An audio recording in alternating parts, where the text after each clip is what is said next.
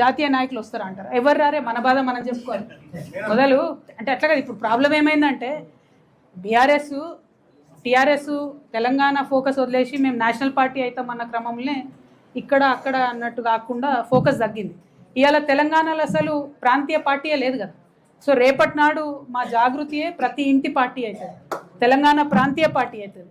95% focus మా తెలంగాణ మీద, తెలంగాణ సమస్యల మీదనే ఉంటుంది. 5% దేశంలో జరుగుతున్న అంశాలు గమనించాలి కాబట్టి నేషనల్ కమిటీ కూడా ఒకటి ఉంటుంది.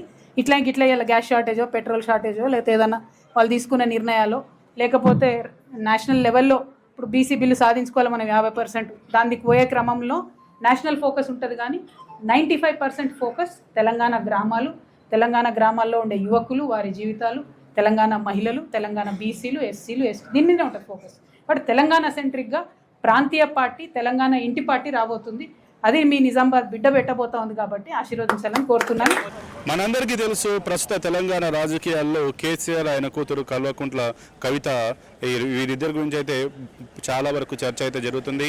ఏదైతే కేసీఆర్ కుటుంబం నుంచి బయటకు వచ్చి కేసీఆర్ సంబంధించిన బీఆర్ఎస్ పార్టీ నుంచి కవితను సస్పెండ్ చేసిన తర్వాత ఆమె కొన్ని రోజులు తెలంగాణ జాగృతిలో కార్యకలాపాలు చేసుకుంటూ తెలంగాణ జాగృతిని బలోపేతం చేసుకుంది. ఆ తర్వాతకి మొన్న ఆమె రీసెంట్గా నేను కొత్త పార్టీని పెడతానంటూ కూడా ప్రకటించినటువంటి పరిస్థితి ఏమైనా ఉంది. కొత్త పార్టీ పేరు మొన్నటి వరకు తెలంగాణ జాగృతికి సంబంధించి వేరే పేరు ఆలోచించినటువంటి కవిత ఇప్పుడు తెలంగాణ రాష్ట్ర సమితి పేరును పెట్టాలంటూ కూడా ఆమె నిర్ణయం తీసుకున్నట్టుగానే అయితే తెలుస్తుంది. ఆ మేరకు దాన్ని రిజిస్ట్రేషన్ చేయాలన్నట్టుగా కూడా ఆలోచిస్తుంది. అందుగల కారణం ఏంటి, ప్రస్తుతం గతంలో టీఆర్ఎస్గా ఉన్నటువంటి ఆ కేసీఆర్ చెందినటువంటి పార్టీ ప్రస్తుతం బీఆర్ఎస్ భారత రాష్ట్ర సమితిగా మారింది. ఇప్పుడు టీఆర్ఎస్ తెలంగాణ రాష్ట్ర సమితి అలానే ఖాళీగా ఉంది కాబట్టి ఆ పేరును తీసుకుంటే తన పార్టీ తొందరగా జనాల్లోకి వెళ్తుందన్న ఉద్దేశంతో టీఆర్ఎస్ను పెట్టాలన్న ఆలోచన అయితే ఆమె చేసినటువంటి. ముఖ్యంగా ఏదైతే మద్యం పాలసీకి సంబంధించి ఆ కవిత ఆ కుంభకోణంలో ఎప్పుడైతే అరెస్ట్ అయ్యి జైలుకి వెళ్ళారో, ఆ జైలుకి వెళ్ళి వచ్చినప్పటి నుంచి కేసీఆర్ కుటుంబం కవితను దూరం పెడుతూ వచ్చింది. ఆ తర్వాత ఆ బీఆర్ఎస్ పార్టీ చెందిన కొంతమంది లీడర్లు కవిత పైన నేరుగా ఆరోపణలు చేయడం, ఆ తర్వాత ఎటువంటి ఇన్ఫర్మేషన్ ఇవ్వకుండానే డైరెక్ట్ కవితను బీఆర్ఎస్ పార్టీ నుంచి సస్పెండ్ చేయడం వంటి విశేషాలు కూడా జరిగాయి. ఇలాంటి నేపథ్యంలో కవిత తాను సొంతంగా పార్టీ పెట్టుకోవాలని నిర్ణయానికి అయితే వచ్చింది.